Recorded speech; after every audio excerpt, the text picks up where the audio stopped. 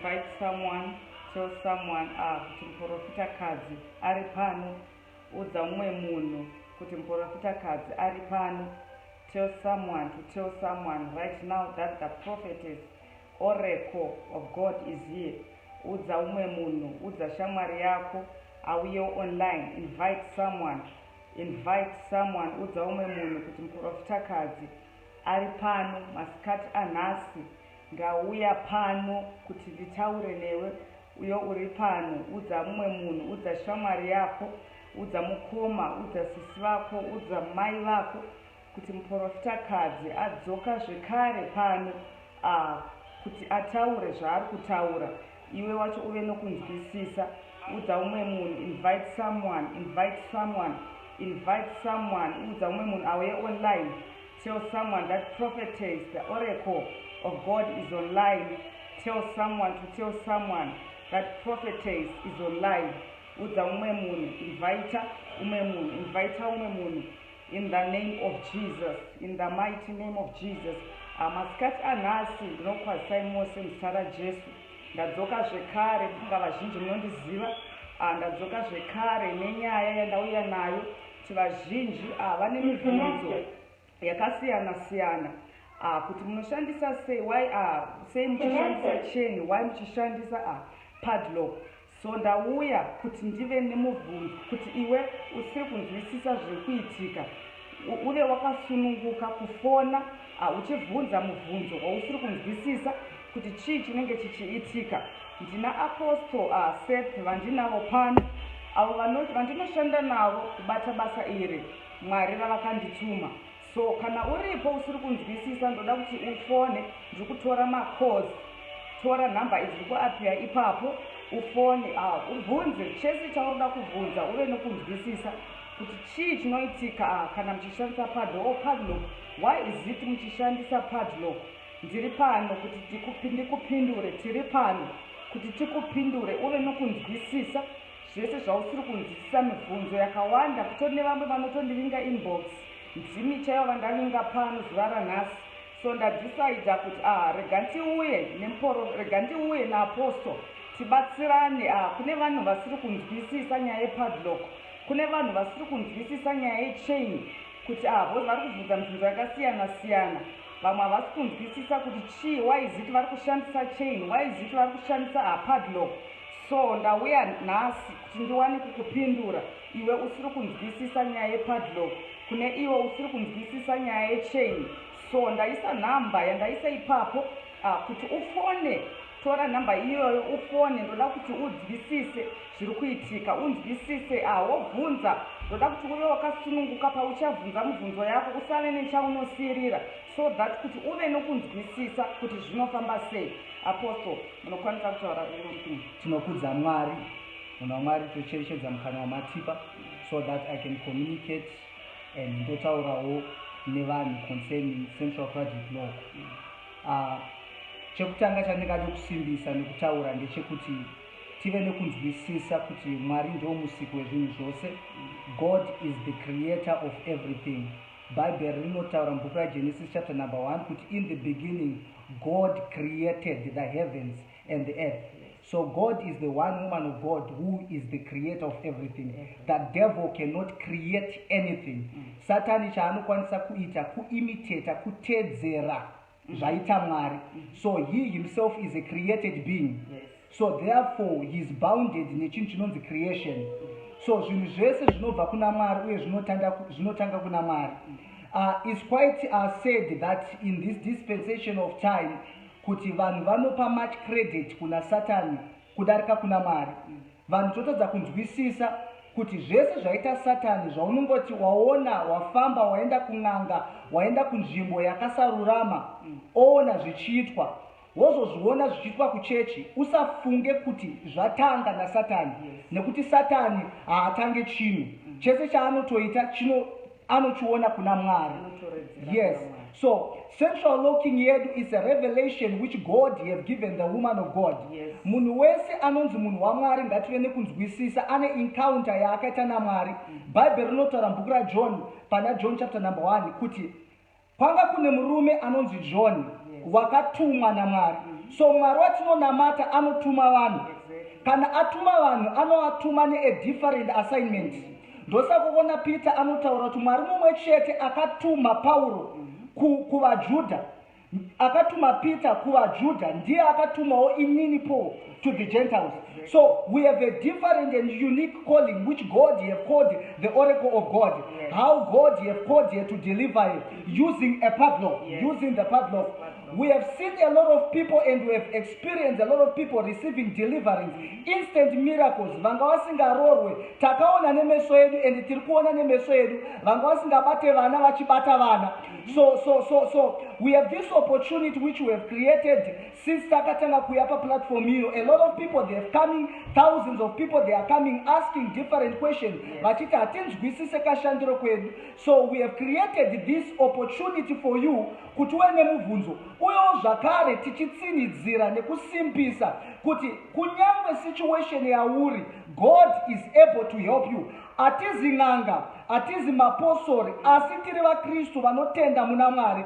Zvinhu zvese zvatichapa tichidudzira oro tichiansa mubvunzo waunawo tichapindura from the consistency of the word of God, because tinotenda mushoko raMwari. So feel free, if you have any question, to call the number which you have pinned. If you have any question, call the number which you have pinned. Tichaku reply and we are going to answer you. I think there are people maybe who are new to watch us or their first time to watch us who want to ask kuti munoshanda sei, munobatsira vanhu vaneti matambudziko akaita sei. Yes, you are here une mubvunzo about the part of kuti munoshanda sei. Yes. Ndauya namasikati anhasi ndine kuti ndikupindure because vanhu vazhinji muri kubvunza mibvunzo yakasiyana siyana kuti Prophetess munoshanda sei, why is it muchishandisa padlock, why is it munoshandisa chain. Zvino Mwari vandituma masikati anhasi kuti ndikupindure mubvunzo wose waunovhunza. Kutori nevamwe vanhu izvezvi nyangwe vari kutotekisa mameseji, ini ndati ufone, tora nhamba ufone undibvunze inini. Ndozvatavinga pano kuti tikutsanangurire uve nekunzwisisa kuti why is it tichishandisa padlock, why is it tichishandisa chain. So ndamirira iwe kuti utore nhamba idzodzo undifonere. Kune vanhu Prophetess who are starting to watch you vane marital problem. Munhu ane dambudziko nemarriage anogona akawanikwa but mumba hamusi kugarika. Murume ari kuita gumbokunze. Munhu akadaro munogona kumubatsira here munhu waMwari. Ndinokwanisa kumubatsira nokuti inini Mwari vachindituma. I think my life saves angu mazhinji andiri kuita ndikutaura nyaya yekuti ini ndinoshandisa padlock. Kune mudzimai aneta nechihure chemurume, kune mudzimai anoti Prophetess ndaneta nababa vekwangu vanoita gumbo mumba vachiita gumbo panze. Ini ndinoshanda nepadlock kusunga nhengo yababa kuti nyangwe vabuda kunze ikoko kwavabuda. Tine koya tinayo munhu waMwari. Okay. Tine koya tinayo. Hello. Tinofara, munokwanisa kutaurisa here?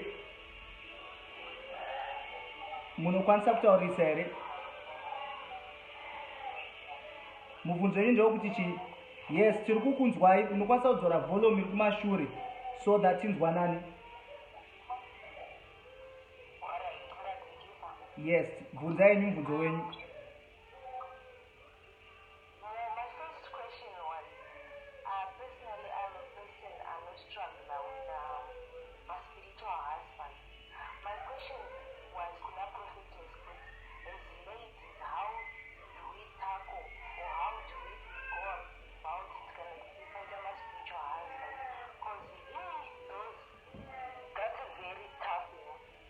Okay, mubvunzo wavo vari kuti zvoni tine dambudziko rema-spiritual husbands kana anozivikanwa sema-spiritual spouses, and she's asking that as a lady, how am I be able or ndinokwanisa sei to tackle or to deal nedambudziko rema-spiritual spouses. Okay, rega ndichikupindurei ndichidai. I think ini vanhu vese vanouya kwandiri vachida kubatsirwa, ini chinhu chandotanga kuvaudza, ini ndinoshandisa padlock. Mwari vakandipa revelation yepadlock kuti chose chaungada munhu chaungade kuita chiri kukonzeresa dambudziko rako. Rega ndikupindurei mataura nyaya yekuti manetswa nenyaya yemaspiritual husband. Chinhu chinonzi spiritual husband chikwambo, mweya unouya uchivata newe pese paunorara. Zvino ini kana ndauya mweya uyu chaunokonzeresa kunyanya unokonzeresa disappointments, especially in a marriage. Kana uri musikana uchisangana nedambudziko iri unongochishandiswa nemweya yemaspiritual husband. Zvino ini ndinouya ndo unlocka, inenge iri marriage yako inenge yakasungwa. Saka inini pandinouya nenyaya yepadlock ndinouya ndichiti pose marriage yeumwe munhu yakasungwa, marriage yemudzimai uyu yakasungwa, ini ndinouya nepadlock ndosunungura marriage iyoyo inenge yakasungwa. And also we need to come to realize kuti mweya yetsvina kana yechibata nekuaflecta munhu ine legal ground. Kune type and kinds of my spiritual spouses, and it's one of the hardest demons which have kept a lot of people in bondage, whereby it's very stubborn. Spiritual spouse unogona kutonamata kutsanya but yoramba iripo, because tinofana kunzwisisa kuti kune mhando yemaspiritual husband. For example, kune maspiritual husband anouya sechikwambo. Kune maspiritual husband anouya being by the reason yekuti munhu akaconnectwa kana kuti akadedicatwa kugungwa kana inonzi marine world. Koita spiritual husband iri kuuya nekuda kwengozi. Ngozi kutori vana vasikana vari kubva mumhuri muna madzibaba vakapara mhosva dzavo, but in a way to appease that spirit vakati vana tichavapa kumweya uyu. Say an offering to appease or kunyaradza mhepo yemaspiritual spouses. So unofana kuva nekunzwisisa kuti kune maspiritual husband wekuti unogona kunamata anoti anoenda, but kune mamwe maspiritual husband ekuti unogona kunamata oramba aripo. Ndosaka uchiona Jesu anotaura mubhuku raMarko chapter number 9 anoti vadzidzi vauya kwaari vanoti ichi sei takundikana kudzinga mhepo iyi. Jesu anoti this kind does not go but only by prayer. Not only by prayer, but also by fasting. Mando iyi aende bedzi nekunamata, asina kunamata nekutsanya kukuru. So unofana kunzwisisa kuti there are kinds and there are type of spirits. So unogona kudzinga imwe mhando ye spiritual husband yotoenda, but kune amwe asingaende being kuti ane legality. So munhu unofana kuva nekunzwisisa ouya obatsirwa nemunhu waMwari. Isi kuno zvatinoita tisati tabatsira munhu tinoita inonzi spiritual investigation. Titange tinotsvagiridza, tinogara matare. Izvo kuti matare asi kutora chinhu chine chekuita nechivanhu, but nemuchirungu zvinomura kuti a meeting whereby we go deeper and trace kuti what manner of spirit yaukudhila nayo. Therefore kuti inoda kungonamatirwa here bedzi kana kuti iri kuda kubviswa kubva pamidzi ndechikwambo ndibaba kana sekuru vakaromba abva aunza chikwambo kana kuti ingozi itori mumhuri, and as a reason is claiming vana. So how we deal nemaspiritual spouses, munhu achiuya kuna prophetess tinomupa nguva yake, whilst tatanga taona commitment yake. Atigone kuva committed nenyaya yako iwewe if you will not show us how committed you are. Exactly. Taona commitment yako, then we can help you to trace what manner of spiritual husband which you are dealing with. Okay, apostle ndine mudzimai ari panapa anoti inini prophetess ndatsanya ndanamata, angave makomo ndakwira makomo ndaneta natenderera, kungave kumadzimai, kungave kunana madzibaba kumakrawa, kungave kun'anga kunana sangoma, ndatenderera nenyaya yemaspiritual husband. Nditori nomwe munhu ndipe an example yandingapa. Nditori nomwe mwana akandivinga mari mezuro, in fact mwana akatoya pamba achitonditi prophetess ini ndaneta ndane 40 years ndaita zvose zvinganzi zvingadiwa, kungave kuitiswa hanzi kuendeswa kumvura muchinogezeswa, dzingave hari dzingave angave mazai whatsoever chamungafungire kuti ndaita kunyange zveun'anga zvacho prophetess ndakaita, asi hakuna chiri kuchinja. Akauya kwandiri mwana ndakamudza kuti gara apa mwanangu unzwisise sezvamuri kutaura kuti haisi mweya yose inoenda nokuturikwa roho. Yes, people they need to understand kuti chii chinonzi kunamata. Prayer is not a weapon, but prayer is a means which we communicate with God. Yes. But we understood that prayer is communicating with God. Yeah. Now, prayer brings us to a place of revelation. Jeremiah chapter number 33, verse number 3. Bible notaura dane kwandiri ndichakunzwai ndokurakidzai izvo zvamusingazivi. So munhu kana anamata Mwari vanomushisa paposition ye revelation. Wanamata kuti Mwari handisi kuroorwa.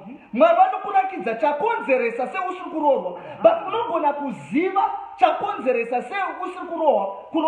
Oramba uri muuranda. Oramba uri musituation. So prayer, it brings you to a place of revelation, but it takes a spiritual principle, spiritual principles to engage in order for one to have victory. So kune vanhu vanamata, but they are frustrated. For 21 days, woman of God, for 21 days, prophetess, yes. Daniel, she prayed for 21 days. Achinamata deliverance in Israel for very 21 days. But it was an open heaven.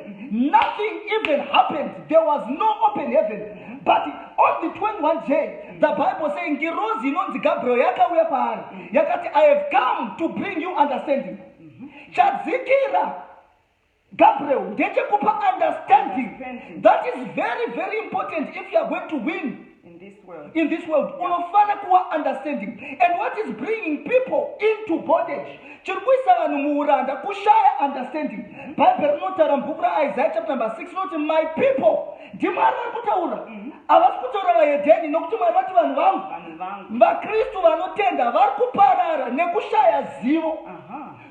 see, you will never know the kind of weapon which you must engage in a battle if you do not know the enemy which you are fighting.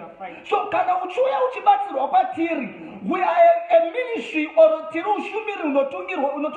prophetess, and it's a prophetic ministry. Yes. And in these last days, Joel 2:28,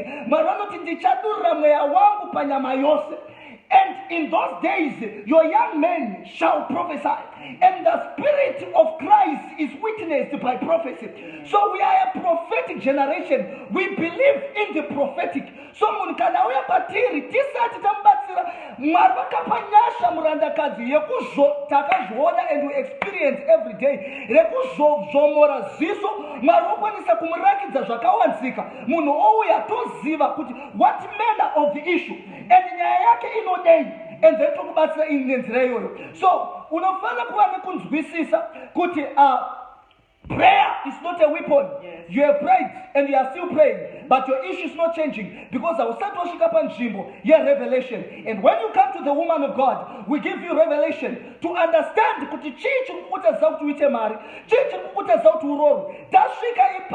we do, we give you solution. We give you solution. So you see, each and every person, one of the things solution. There is a time where you can get your solution. Romans chapter number 4, Bible against to all hope. Abraham believed God. He was strong in faith. He was persistent. One of the things that makes people to lose their miracle is failing to be persistent. If you are going to have your miracle, you need to be a person who is consistent and who is persistent. I press towards the mark. Yes. So Paul I'm inconsistent daily. So one of the things you know, exactly. Are you hearing me? Are you hearing me? Okay, prophet, apostle, ndinomwe munhu arikundibvunza ndaona message achibvunza kuti why is it muchishandisa padlock? Why is it muchishandisa padlock or muchishandisa chain? Ndakada kuti nditarise nyaya ya Moses. Every miracle Moses yaaiudzwa naMwari. Moses aishandisa tsvimbo. Takada kutarisa Moses paaka Red Sea payakapata chichakaitika. Moses anoudzwa naMwari kuti simudza tsvimbo chichinotera. Red Sea yakabva yavhurika vana veIsrael vakava nokufamba. Takatada kutarisa Moses paakakanda tsvimbo yake chichakaitika. Yakashanduka kuita nyoka. Actually munhu waMwari Moses was a deliverer. Achidzikinura church inonzi Israel.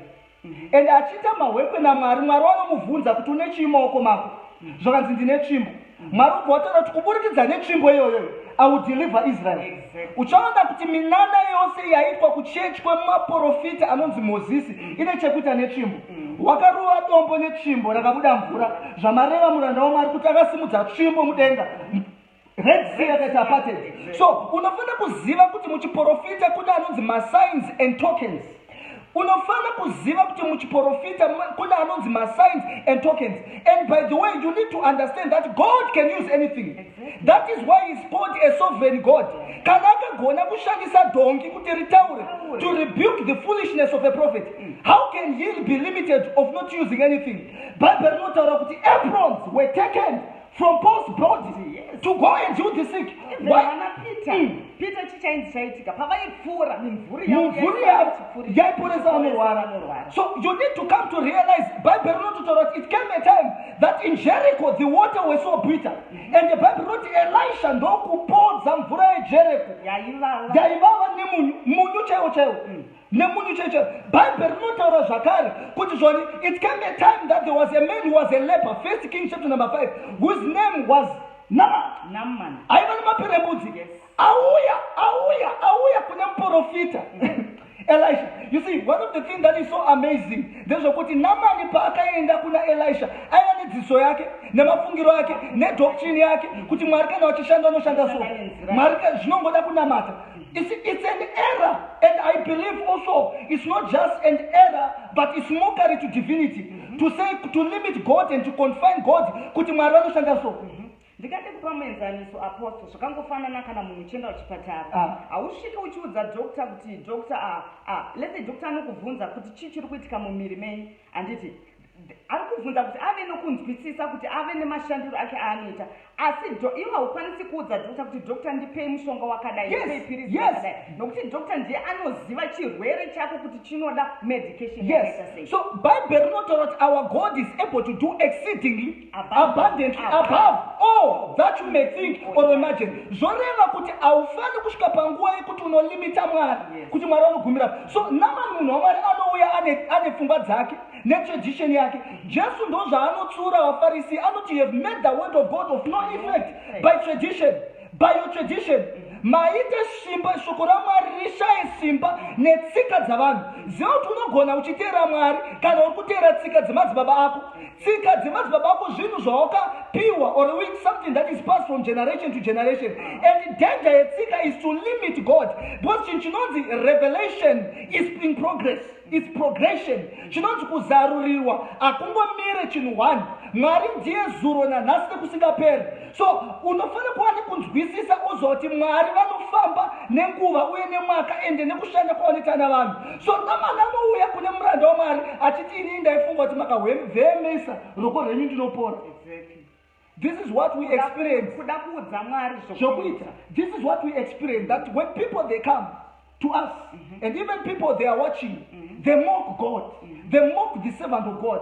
Because that tradition yavakakonfirma Mwari, yavakaisa Mwari vakati Mwari vanogumira apa. Vasingazive kuti God is able to do exceedingly abundantly. But uchaona kuti Naaman anoudzwa naElisha zvakanzira unozvigeza. When unozvigeza 7 times. Achizvigeza 7 times. Listen, woman of God, one of the things chandakaona muhushumiri hwenyu muchishumira kune vanhu, it takes instruction to eliminate distraction. When you meet with a prophet must give you an instruction. This also. And a lot of people, they don't give that. They don't have time to listen to that. And that's the reason they fell into bondage. So there's someone who is listening to us right now and who says, the man of God, I prayed, I fasted, but my issue is still in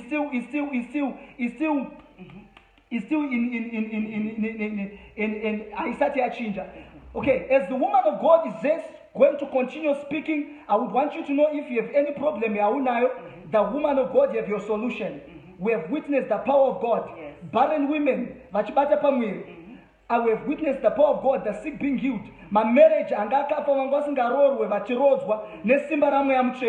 if you have an issue and you would want to try the God of the oracle, of the prophetess, oracle. I would want you to try, and I would want you to invite you, wherever you are watching us, you are not settled in that country being of purpose. I would want you to try the God of the oracle.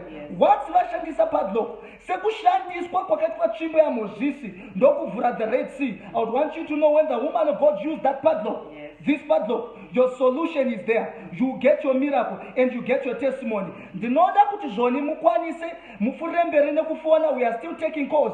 If you have a question, ndinokumbirawo kuti muite zvekufona. I don't think we may have time of my message akatextwa. If you have any question yaunayo fona. We have given you this opportunity so that ukwanise kunzwa nesu isusu. Usaterere vanhu vari kunyora zvavari kufunga. You need to be careful. Bible rinotaura mubhuku raJohn rinoti when the sons of God met, the devil was also among them. Pakasangana vana vaMwari kuti vashumire Mwari, Satan anga aripo. And the Bible says he's an accuser of the brethren. Anopomera pari kuti hatina kuuya kupembedza mazita emunhu waMwari pano. Tauya kuzoshumira Mwari. Tauya kukuudza kuti mwaka wekudeliver. But uchaona kune vakagarwa naSatan. What they do, they begin to mock the things of God. They begin to accuse the things of God. But chinondinetsa munhu waMwari ndechekuti aripo apa anenge achimoka achinyora zvaanenge achinyora. But after broadcast unoona munhu achiuya nedambudziko zvekare kwauri. That is deception. Munhu anonyengera. You understand? And people, they need to be careful.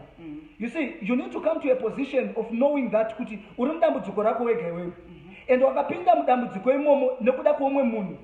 And uchabuda mudambudziko imomo nekuda kwokuti waita something. Bible rinotaura kuti nekuda kwemunhu mumwe chete chivi chakwaya panyika. Vanhu vakasvika mukufa. Uyewo nekuda kwemunhu mumwe chete upenyu kana kururama kwakauya naKristu Jesu.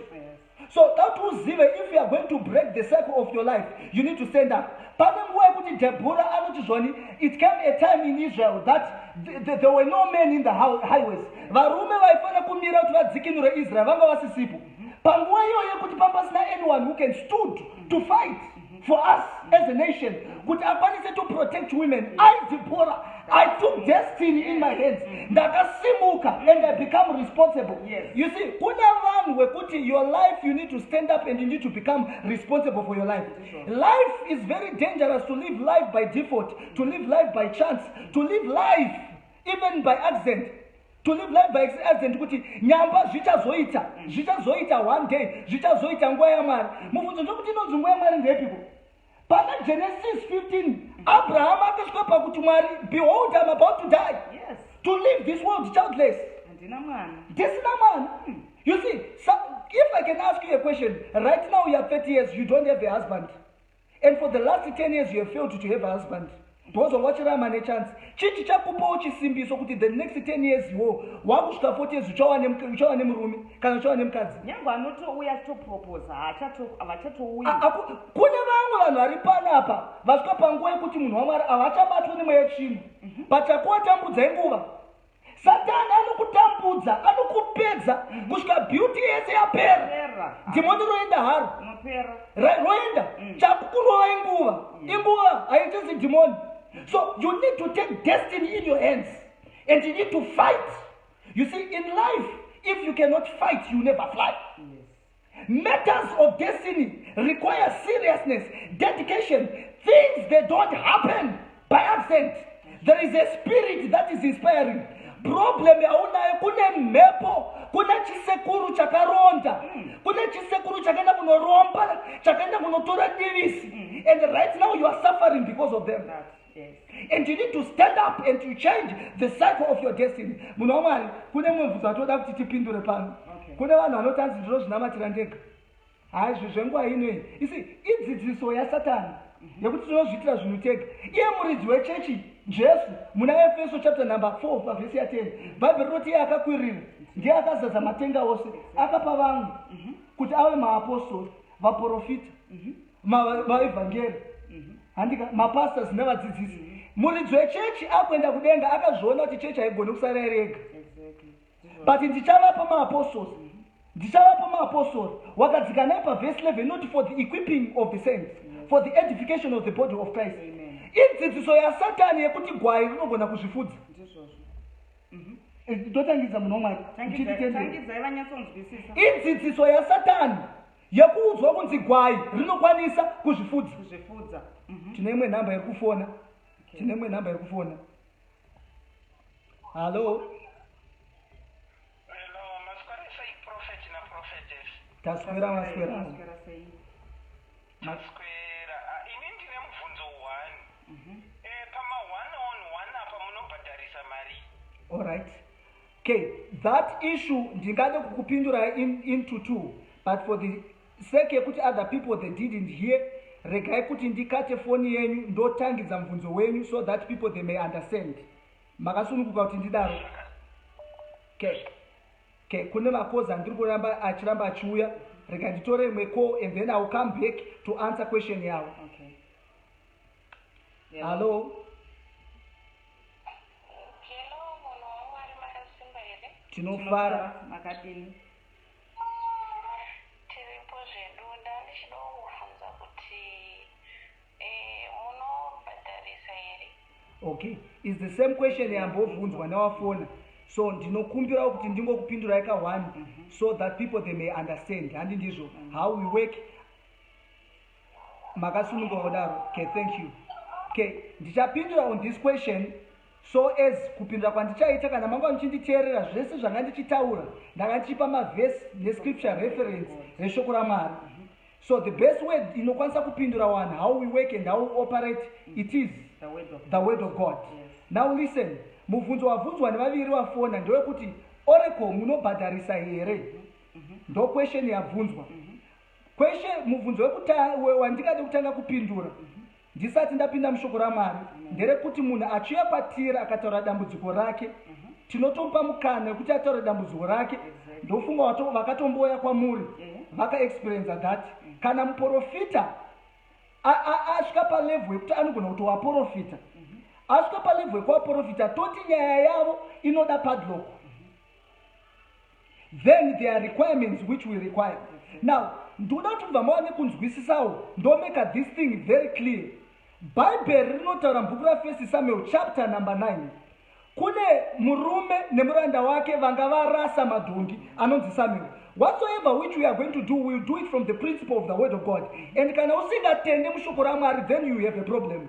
Kana usinga azvimeke sense. Kana usingatende mushoko raMwari, though you go and you question the word of God. Now, varasa madhongi, vakatsvaga madhongi usiku hwese. Vakasvika palevel yekuti vakakundikana kutsvaga madhongi kuti vaone madhongi. They went every town and every city searching for those donkeys and they couldn't find it. And they realized that in the city there is a man and who is a prophet. Yes. So vakati nyaya yedu haichade ziso renyama rakuda ziso remweya. So takuda kuti tiende kunovhunzira kune muprofita. Bible pavhesi ya9 first Samuel chapter number 9 verse number 9. Bible rinotaura kuti each time in Israel if a man would want to go and inquire from God, you would go to a seer. The seer is the one today is called a prophet. Amen. So munhu ada kuenda kunovhunzira nono dzeproblem, nono matambudziko eupenyu, waisaenda kunonamata. You recognize that there is a man of God. Yes. A man of God is someone who represents God here on earth. Amen. So you would go and inquire from a man of God. Now, wakaverenga verse pa chapter yandapa iyi, Bible rinoti muranda anovhunza kuti tichaenda kunopei, timbori nei patiri kunoona muranda, patiri kuenda kunoona muranda washe, timbori nei patiri kuenda kunoona muranda washe. Because muna Leviticus bhuku inotaura thou shalt not appear unto God empty-handed. Exactly. It's an error for one to come to God empty-handed. It's an error. Ndosaka wachiona ndamotaroti Satani hana chaanosika. Chese chaanoita anokopera mumambo waMwari. Imitates from God. He imitates from God. Hakuna munhu anoenda kung'anga nhasunu oregedza kubvisa makwati asati apindirwa dare yake. In fact, apostle, n'anga isati yatotaura chaunotanga kuti panenge Kuisa makwati. Why? Because spirits they are attracted by offering. Whenever we come to spirit, the first thing we offer is an offering. It's an offering. Do not be deceived. Bible, prayer without offering is half worship. Either you can take it or what? Prayer without offering is half worship. It's half worship. So muvunzo wantiri kupindura ndewekuti isusu, when you come to us, you give an offering. You give. Let me be clear on this. Let me be clear so that can wakuya. When you come to us, you give an offering. But kupapa tinoita offering yaunopa tichikubatsira isusu. Paulo anoti zvoni, do not muzzle an ox when it turns upon the ground.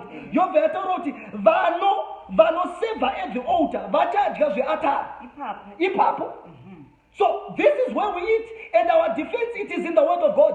It is there. It is our right and it is our privilege that when we give you spiritual things, 1 Corinthians chapter number 9, kuna verse, 1 Corinthians chapter number 9, Paul adds, if I give you spiritual things, is it too hard? Is it too much that I can take from you physical things? So when you come to us, we are serious people. We work. We work. You can come 2 a.m., 3 a.m., 4 a.m. We are awake and we are dealing. This is our work.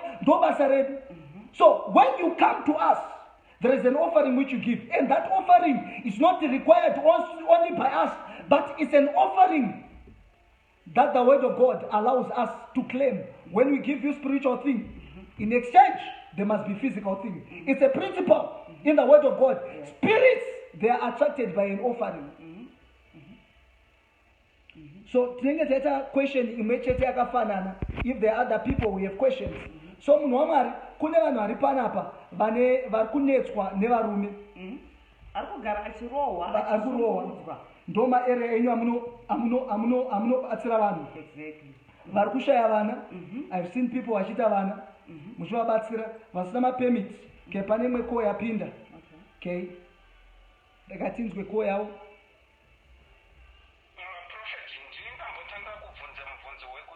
Yes.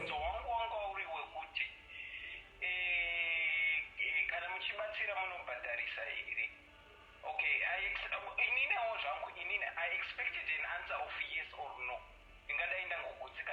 Without any elaboration. And then when you say people need to bring offering, offering yangu kana mandibatsira munoutambira here kana kuti there is something else that you are after.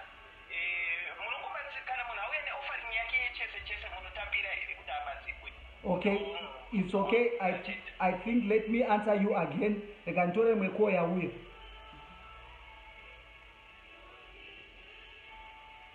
Okay, kune mweko hello. Tunofara munokwanisa kufunza wese.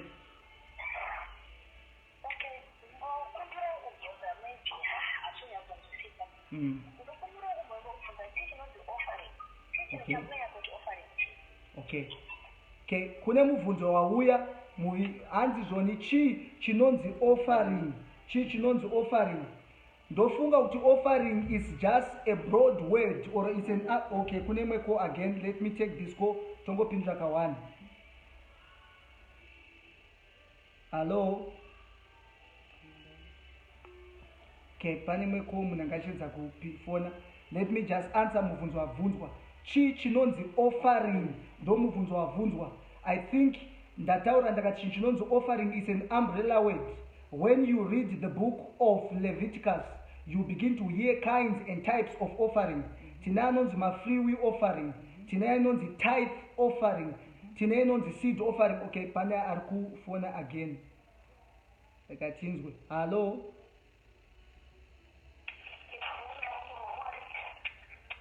Yes, makasununguka kutaura zvenyu.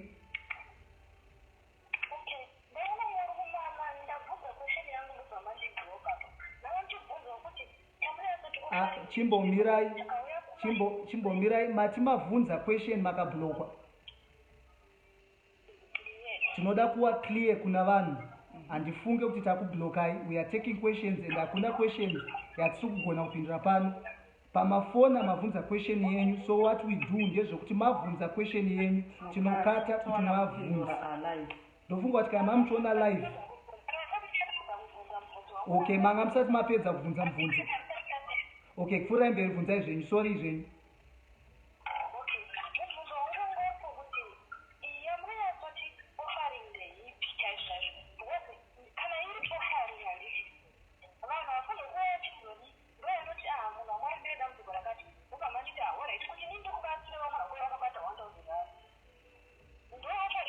Okay, ndofunga kuti pamazofona, sorry it's unfortunate maybe kuti manga musiri pa live pamafona ndanda kutoexplaina nyaya yacho iyo kutopindura mubvunzo iwoyo wamuri kuvhunza.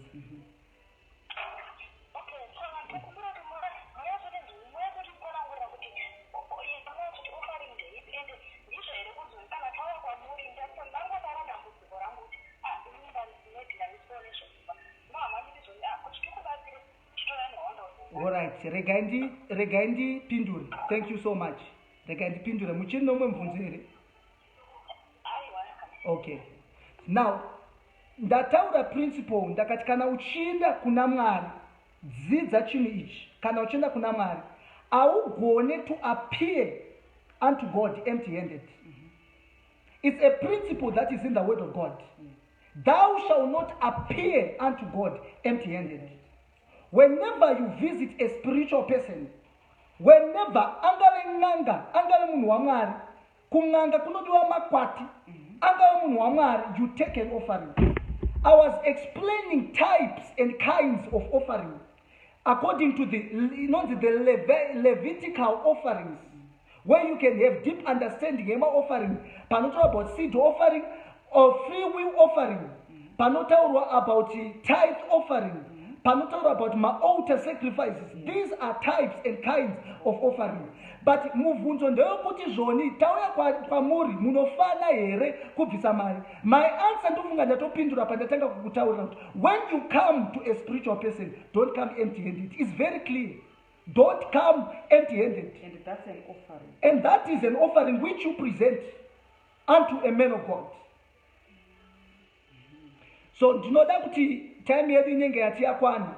If you have a problem and you still need help, solution in any area, you are struggling in your marital life, you are struggling with Havana, you are struggling to settle in any direction, take the number that we can help you and we can assist you. If you have any question, tichaita imwe broadcast, vanhu vatiri kuda nawo kuti vauye kwatiri, vanhu vagadzikana, vanhu havaconvince mumwoyo mavo kuti vanoda kubatsirwa nezvo. You are free to come so that we can help you. Tinoshandisa padlock lock, vanonzi Prophetess Oracle. So take the number, and as you take the number, we are going to assist you.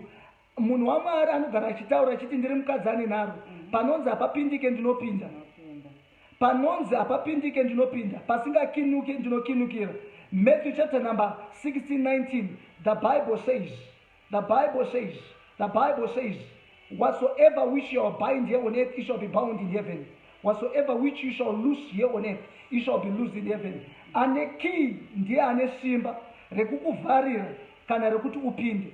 So andichakwanise kuramba ndichitora macalls for now. Tichaita imwe broadcast, time yedu yakwana. Tichaita imwe broadcast if you have any question. But if you want help in any area and you want solution and you want to know more about us, come. You are free to ask question. We are going to do another broadcast. Inzwa kwatiri usanzwe kuno umwe munhu. Akangwara unodziviswa nomwe munhu aripo ipapa. Anokudzivisa. Oda kupindura in behalf of the woman of God. If you have any question, you come to us. Tinokudza the way which kushanda kwatinoita. Kana munhu satatanga kumbatsira ataura dambudziko rake, tinomutaurira kuti this is how we work. This is our requirements. Unoda here kuti tipfurire mberi tichibatsirana. So this is how we work and this is how we operate. If you are serious and you want solution, I would want you to come so that you can get your solution. Thank you very much. Shalom. Torai number imwe chete iri pasi iyoyo. Iyo number iyoyo munokwanisa kubatana nemunhu wa Mwari. You can talk with the woman of God and she will help you in the mighty name of Jesus. Mwari vakuitirei zvakanaka. Tiu tasangana zvekare. Kana une chaufuna kunzwisisa une zvavo tapedza uchiri kuda pane imwe question hanzi, do you believe in speaking in tongues? Yes, we believe everything that is in the word of God. This is the standard of our life. We believe in speaking in tongues. The Bible says in the last days I shall pour out my spirit upon all flesh. The Bible says in Acts chapter number 1 verse number 8 that they all begin to speak in tongues. Speaking in tongues is the evidence of the indwelling of the Holy Spirit. So we believe in speaking in tongues. And the check pin number, okay, number iripo if you want number otora maquestion evanhu vari kunyomba nekushora, we don't have problem with that. Jesu anoti achitarisa Jerusalema anochemera Jerusalema kuti Jerusalema dai waiziva nguva yekushandirwa kwako. But what you did, the servants of God and the prophets which I sent you, chawakaita, you killed, you murdered them, you murdered them. If you are going to judge us, the woman of God, you judge us from the basis of the word of God. I think we were clear with our explanation that if offering is going to be collected, is collected through the basis of the word of God. Takupa ema scriptures. So if you are a person who believes the word of God, then you have faith in it. But if you don't believe the word of God, keep on uchita na. Uchita na. And one day I know, life ichakushitsa pa level yekuti uchauya and uchatsvaka rubatsiro. We have experienced, some of us, we have confront situations. Time over singe iwewe real situation until we came to a position yekuti zvazvibhadhare rega ndinotsvaga kubatsirwa. Ane problem anouya and anobatsirikana, and we are here and God is there to help people in the name of Jesus. So do what you can do. If you would want to come to Tonama, numbers are top in the right now. There are numbers that are coming. People who are serious and want solution. We are not here to make arguments. Neither are we here to prove anything. We are not here. What we can convince you, we convince you with the word of God. If you believe in the word of God, if this is the standard of your life, then you can judge the oracle of God, or you can judge the ministry of the oracle of God through the infallible word of the truth.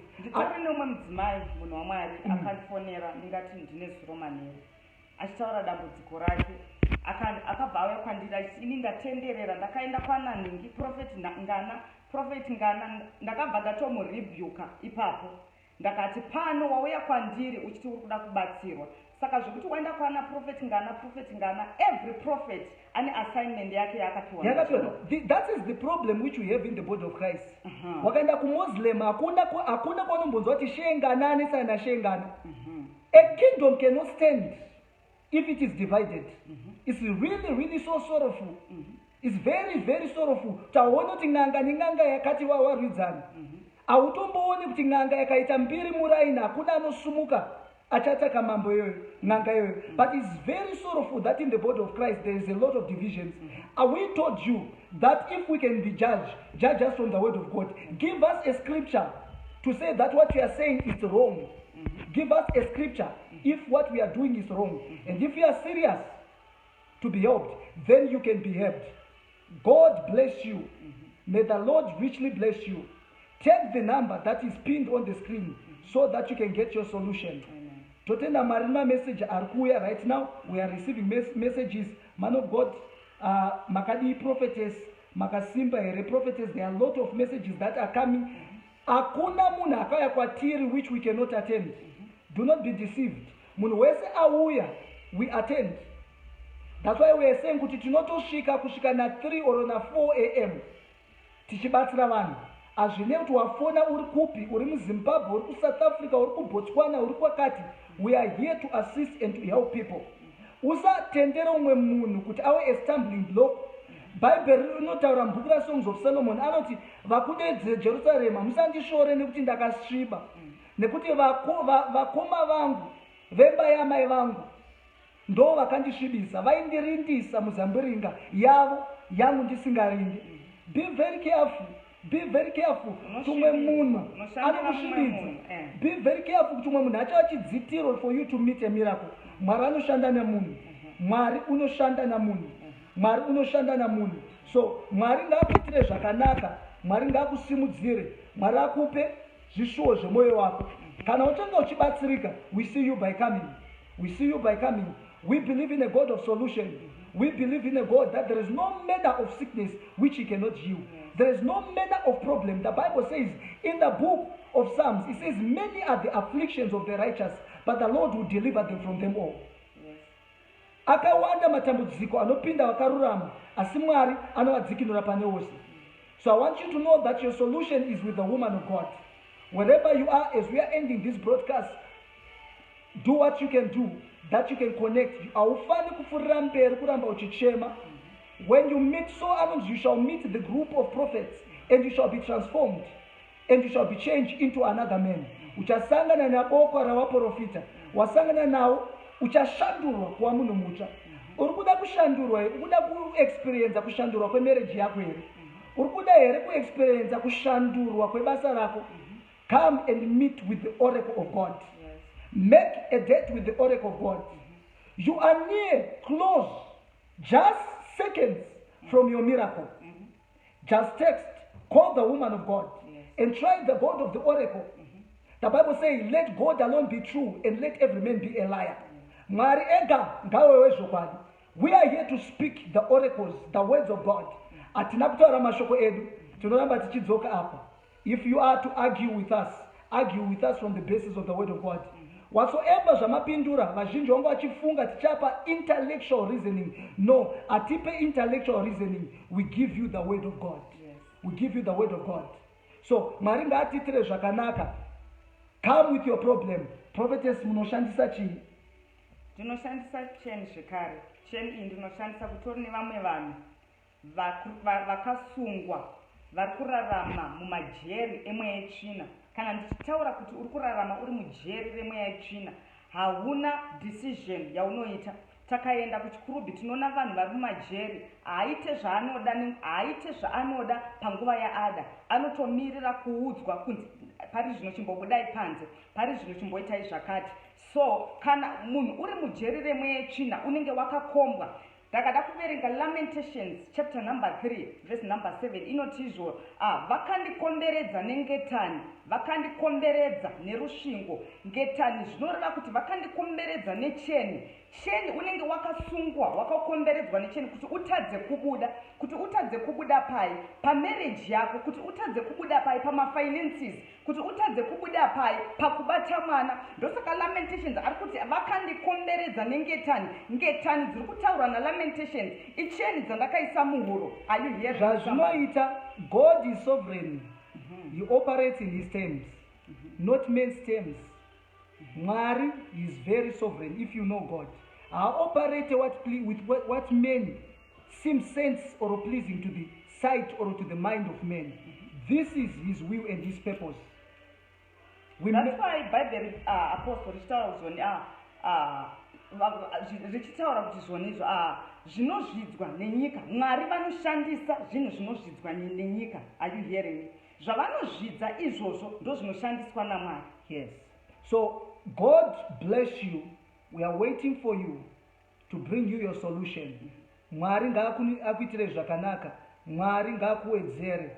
Mwari ngaakuise paposition and raise you as a horn of a unicorn. May your heart desire be granted in the mighty name of our Lord Jesus. Prophetess munokwanisa kunamatira mumwe munhu tichipedzisa. Okay. Rega ndinamati kunewe mudzimai uri pano. I think ini ndinokuudza kuti ndinonyanya specialize nemadzimai especially ari muwanano, kana kuti kune mwanasikana asvika pazera rokuti aroorwe, iye ndiyo wandinonyanya specialize naye. Kune uyo ari kuedza nepanogona kuti abate mwana, ndiwo vandinonyanya specialize nawo. Kune uyo ari kutsvaga basa achishaya, kune uyo ari namafinances achishaya, ndiwo vandinonyanya specialize nawo. Rega ndisvike pandinokunamatira. Father, in the name of Jesus, for your ability and for your power, I pray for mudzimai ari pano. Ndinonamatira baba vari pano, ndinonamatira sisi vari pano, ndinonamatira mukoma vari pano, avo vakasonwa nemweya yetsvina, vaneta nokushungurudzwa nemweya yemaspiritual husbands. Ndinasisi vari pano vanoti pose pavanovata vanorota vachivatwa nemaspiritual husbands. Ndo wandinonamatira Mwari, ndo wandinonamatira right now ndichiti every chain iri muupenyu hwake, every evil altar, every evil covenant, right now in the mighty name of Jesus, I break it in the name of Jesus.